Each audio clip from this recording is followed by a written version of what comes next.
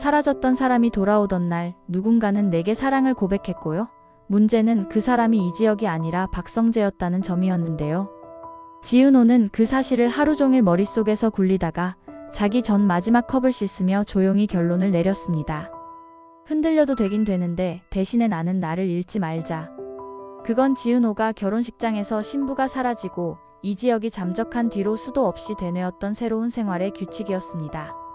아침에는 카페 문을 열고 낮에는 고객의 표정을 읽고 밤에는 설거지 소리를 들으며 스스로를 달래는 삶이었는데요. 다행인지 불행인지 그 삶은 어느새 익숙해져 있었어요. 그 즈음 고성희의 전화가 왔습니다. 은호 씨, 문화공간 리모델링 건 기억하시죠? 단계 올려도 되겠어요. 은호 씨가 총괄톤을 잡아주면 나머지는 제가 뒤에서 밀게요. 그 한마디가 지은호의 몸에 정확한 온도를 채워 넣었습니다. 누군가가 내 눈을 믿어준다는 건 긴 겨울을 건너온 사람에게만 주어지는 포상처럼 느껴졌거든요. 그래서 지은호는 새벽마다 현장을 돌며 공간을 꾸며나가는 데에 집중했습니다. 그런 날들은 이상하게도 덜 쓸쓸했습니다. 바로 그때 박성재가 카페 문을 밀고 들어왔습니다. 요즘 표정이 좋아졌어요. 무슨 좋은 일 있어요? 고성희 이사님 프로젝트요. 제안이 커졌어요. 축하해요. 은호 씨가 만든 공간이면 분명 모두에게 편안한 공간이 될 거예요. 은호 씨, 제가 요즘 하루 계획을 세울 때요. 제일 먼저 떠오르는 사람이 있어요. 바로 은호 씨예요. 오늘은 괜찮았을지, 뭘 도와줄 수 있을지 그런 생각부터 하게 되더라고요. 조급하게 굴지 않겠다고 약속하고요. 좋아해요. 천천히라도 같이 걸어볼 수 있을까요? 그 고백은 화려하지 않았는데요. 그래서 더 멀리까지 파고들었습니다. 지은호는 바로 대답하지 않았습니다. 오래 붙잡고 살았던 마음이 금세 새 방향으로 움직인다고 말하는 건 예의가 아니라고 느꼈거든요. 동시에 마음 한쪽에서 아주 조심스럽게 문이 열리는 소리를 들었는데요. 그 문 안에는 오래전 이름 이지혁이 깃발처럼 걸려 있었고요. 그 깃발은 예전만큼 펄럭이진 않았지만 바람이 불면 여전히 흔들리긴 했습니다. 그날 밤 저장되지 않은 번호로 짧은 문자가 왔습니다.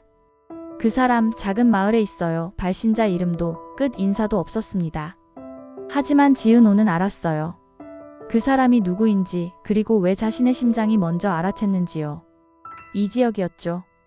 이지혁은 그 마을에서 며칠씩 말을 아끼며 지냈습니다. 그나마 몇 마디 등신 같은 새끼라며 낮게 중얼거리곤 했는데요. 그 말에는 여러 겹의 뜻이 들어 있었습니다. 문제를 해결하는 척하다가 정작 중요한 마음 앞에서 도망쳤다는 자책, 아버지 이상철과 마주 앉을 용기를 내지 못했던 부끄러움, 그리고 사랑의 이름을 너무 쉽게 판단했던 오만 같은 것들요. 무엇보다도 정보아가 떠난 건 두려움 때문이 아니라 사랑하는 사람을 향해 간 걸음이었다는 걸 뒤늦게 인정하게 되었는데요. 인정하는 순간 이지혁은 묘하게 가벼워졌습니다. 탓할 대상이 사라지면 남는 건 자신뿐이라는 사실을 받아들였기 때문이었습니다. 그래서 돌아오기로 했습니다. 사과 먼저, 설명은 그 다음. 이지혁은 그렇게 순서를 정리해 두었고요. 도시로 들어온 첫날, 이지혁은 지은호의 카페 유리문 앞에서 한참 서 있었는데요. 새로운 간판, 바뀐 조도, 다른 높이의 테이블 배치. 무엇보다 달라진 건 지은호의 눈빛이었습니다. 예전에는 누군가를 기다리는 사람의 눈이었는데요. 지금은 자기의 시간에 제 발로 들어가는 사람의 눈이었어요. 그 순간 이지혁은 본능적으로 배웠습니다. 누군가를 잃지 않으려면 우선 나부터 서 있어야 하는구나. 문이 열렸고 바깥으로 박성재가 나왔습니다. 두 사람은 오래된 절친이었고 서로의 구겨진 자존심과 못난 순간도 알고 있었습니다. 왔구나, 지혁아. 성재야. 네가 없는 동안 지은호 많이 달라졌어. 네가 없어도 웃더라. 위로나 빈정거림이 아닌 말이었는데요. 사실이라서 그래서 더 아팠습니다. 다음날 지은호와 이지혁은 카페 뒤편 골목에서 마주 앉았습니다. 오랜만이네, 지은호. 선배 잘 지냈어요? 아니. 간단한 대화 뒤에 이지혁이 먼저 말했습니다. 미안하다. 너한테 기대고 싶었는데 자격이 없다고 생각했고 그래서 더 멀리 도망갔어. 근데 멀어질수록 네가 더 선명해지더라. 지은호는 그 말을 천천히 받아 적듯이 들었습니다. 선배, 저도 많이 생각했는데요. 선배가 없어도 저는 저로 살 수 있다는 걸 배우는 게 먼저더라고요. 그리고 성재 씨에 대해서는 진지하게 고민해 보려고요. 그 말이 가슴에 박혔지만 이지혁은 도망치지 않았습니다. 그래. 그럼 기다릴게. 이번엔 말보다 행동으로. 그 사이 고성희의 프로젝트는 탄력이 붙었습니다. 지은호는 도면 위에서 사람의 마음이 쉬어갈 경로를 설계했는데요. 입구의 소음을 잘라내는 완충벽, 계단 난간의 촉감, 노인의 무릎이 덜 아픈 높이의 좌석, 아이가 울어도 흡음이 빨리 되는 코너. 공간은 사람의 일상에 책임을 져야 해요. 지은호가 회의에서 그렇게 말했을 때 고성희가 짧게 웃었습니다. 맞아요. 그래서 내가 은호 씨를 데려온 거예요. 그 한마디가 지은호의 등을 단단하게 밀어주었습니다. 어느 날 박성재가 밤늦게 들렀는데요. 손에는 종이봉투가 있었습니다. 오늘은 말 대신 이것만 둘게요. 허브티예요. 잠이 얕아지는 날이 많을 것 같아서요. 고마워요. 돌아서려던 성재가 한 번 더 말했습니다. 은호 씨, 서두르지 않겠습니다. 대신 포기하지도 않겠습니다. 지은호는 예상보다 빨리 심장이 반응하는 걸 느꼈는데요. 혼잣말처럼 대답했습니다. 그 말 기억할게요. 이지혁은 아버지 이상철에게 전화를 걸었는데요. 오랜만에 듣는 아버지의 목소리는 여전히 묵직했습니다. 아버지, 저 도망쳤어요. 그런데 돌아왔고 제대로 하려고요. 전화기 너머로 한동안 아무 말이 없었습니다. 그러다 낮고 건조한 목소리가 들렸습니다. 그래. 그럼 된 거다. 그 말은 축하도 질책도 아니었는데요. 이상하게도 그 말이 이지혁에게는 묵직한 허락처럼 들렸습니다. 최소한의 등받이가 하나 생긴 느낌이었죠. 발신자는 제이. 본문은 단 3줄이었습니다. 몇 년 전부터 돈이 특정 계정으로 새고 있어요.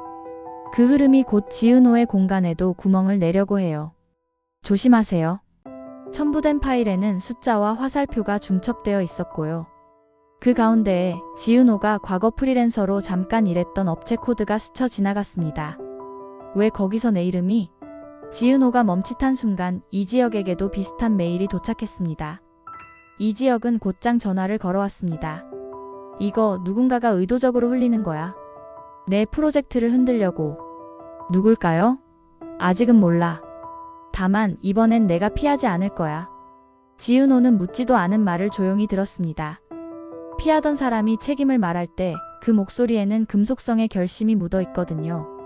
이지혁과 박성재는 각자 다른 방식으로 지은호를 찾아왔습니다. 어느 날은 박성재가 먼저 물었습니다. 오늘은 뭐가 제일 버거웠어요? 소리가요. 잔향이 오래 남더라고요. 그럼 내일은 시간을 달리해서 들어봐요. 오전과 오후 둘 다. 또 다른 날 이지혁이 조심스레 말했습니다. 내가 없어도 네가 웃을 수 있어서 좋아. 질투도 났는데 그래도 좋아. 선배가 질투한다는 말이 낯설어요. 나도 내가 낯설더라.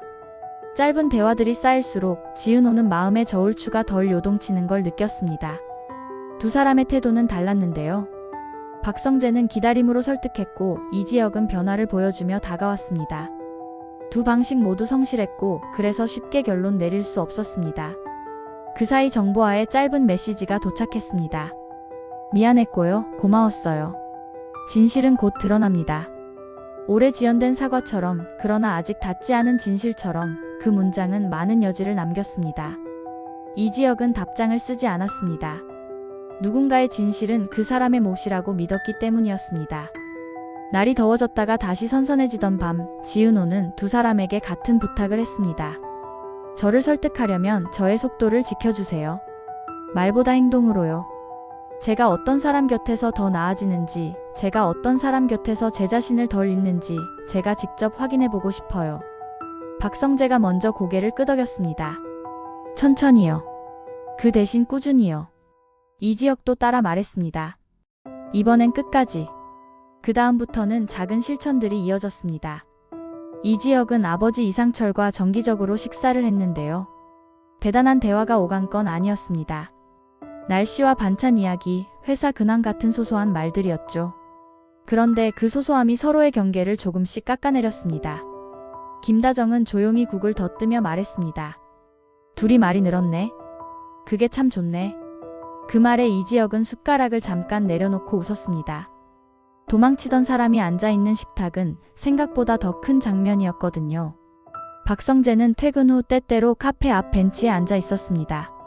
업무 이야기를 굳이 하지 않았고요. 대신 지은호가 먼저 묻지 않으면 묻지 않았습니다.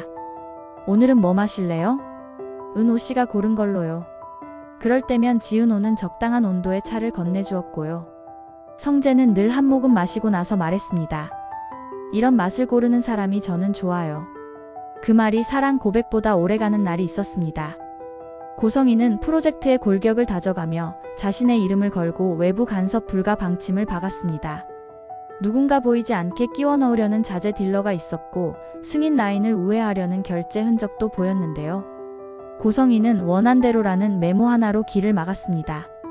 그 뒤에서 지은호는 설계서 끝에 짧은 문장을 추가했는데요. 이 공간의 조명은 눈을 위해, 의자는 허리를 위해, 소리는 마음을 위해. 그 문장을 본 어르신이 한마디 했습니다.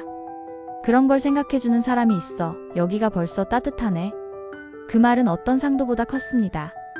지은호는 그 말을 가방 안쪽 포켓에 접어넣은 기분이었어요. 한편 제이는 침묵을 이어갔지만 이미 충분한 파동을 만들고 떠난 상태였습니다. 박성재는 회사 보고서에서 비슷한 냄새를 맡았습니다. 누구의 실수라기보다는 의도된 빈칸, 즉 아무도 책임지지 않게 만들어 놓은 흐름이었는데요. 성재는 결론을 서두르지 않았습니다. 대신 매듭의 양쪽을 천천히 끌어당겼습니다.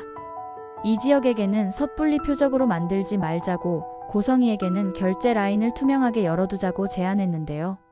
그 방식은 느렸지만 부러지지 않았습니다. 그리고 어느 날 비가 오락가락하던 저녁에 세 사람은 우연처럼 같은 골목 모서리에 섰습니다. 지은호, 이지혁, 박성재. 각자의 말들이 목구멍까지 올라와 있었는데요. 지은호가 먼저 말했습니다. 오늘은 결론 내리지 않을게요. 대신 약속만 해요. 어떤 약속? 이지혁이 물었습니다. 서두르지 않는 약속. 그리고 도망치지 않는 약속. 박성재가 조용히 웃었습니다. 저는 늘 서두르지 않으려고 했어요. 오늘은 더 잘할게요. 이지혁이 짧게 대답했습니다. 이번엔 정말 도망 안 간다. 세 사람은 손을 맞잡지는 않았지만 이상하게도 같은 방향을 바라보는 것만으로 충분했습니다. 그날 밤 지은호는 집으로 돌아와 창문을 열었습니다. 바람이 불어와 커튼을 밀었고요. 지은호는 스스로에게 또박또박 말했습니다. 나는 내 속도로 사랑할 거예요. 나는 내 속도로 믿을 거고요. 이지혁과 박성재의 이름을 같은 무게로 마음에 올려놓고 그 아래에 지은호라는 이름을 더 단단하게 적었습니다. 이야기는 여기서 숨을 고르는데요. 아직 정보와의 진실은 곧 드러납니다 하는 현재 진행형으로 남아있고 제2의 빈칸은 완전히 메워지지 않았습니다. 하지만 한 가지 사실만은 분명해졌습니다. 이지혁은 더 이상 도망가지 않겠다고 말했고 박성재는 더 서두르지 않겠다고 약속했고 지은호는 흔들리되 무너지지 않겠다고 다짐했는데요. 그 약속들이 같은 방향으로 걸어가기 시작한 지금 다음 장면은 세 사람의 행동이 만들어낼 겁니다. 누가 먼저 새벽에 전화를 걸어 지금 현장에 같이 가볼래요? 라고 말할지, 누가 먼저 오래 미뤄둔 진실의 끈을 잡아당길지, 그리고 누가 누구의 하루를 조금 더 편안한 쪽으로 바꿔놓을지요.